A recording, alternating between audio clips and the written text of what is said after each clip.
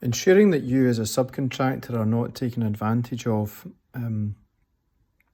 when entering into and progressing contracts takes years of confidence building, experience and self-education. There are many main contractors out there who have legal departments and QS departments focused on ensuring that their contractual arrangements benefit them. The average subcontractor doesn't have that support at their disposal, but some of the things that subcontractors need to learn fairly early on include things such as inspecting tender documents before pricing, qualifying your quotation appropriately, including providing your own terms and conditions, submitting tender documentation with all the supporting paperwork well in advance of the tender deadline, confidently ensuring that as regards pre-contract, the pre-contract negotiation meeting, that all points are covered during that meeting that you want to address, and that the minutes of that meeting accurately reflect what was covered and what was agreed. There's confidence that you're required to have the confidence to be able to take those minutes away rather than signing them on the spot, poring over them, and then only signing them off once you agree that they are accurate.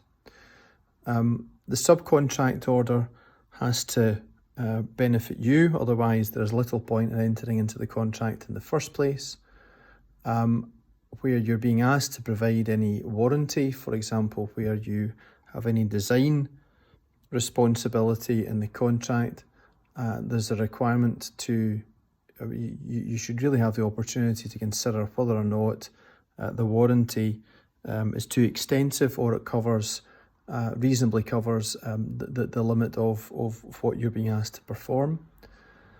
Subcontract terms and conditions have rules that must be followed by both parties. It's important that you don't agree to anything verbally without having that immediately followed up in writing. Payment applications must be fully compliant, which means that when you make an application for payment, you must follow the contract that you've entered into. It requires to follow a particular timetable, and its contents have to fall in line with the contract. Subcontractors should address differences as they arise, rather than adopting a head in the sand or wait and see approach, hoping that differences will be resolved further down the line. Signing off the subcontract works and certifying completion, taking account of the contractual provisions. This relates to practical completion, and subcontractors require to know what happens at practical completion and the effect of signing off on same. Subcontractors also require to understand the final account process. Simply because they've left the site does not bring an end to matters, and it is just as important to ensure that you properly submit a final account as much as it is important to have submitted applications for payment all the way along the contract. Importantly, retention is not usually automatically released and needs to be applied for, so you need to know when and how you can apply for that retention. And finally is the question of liability for latent defects. It's important, very important, that subcontractors keep a record of what's going on site so that they are not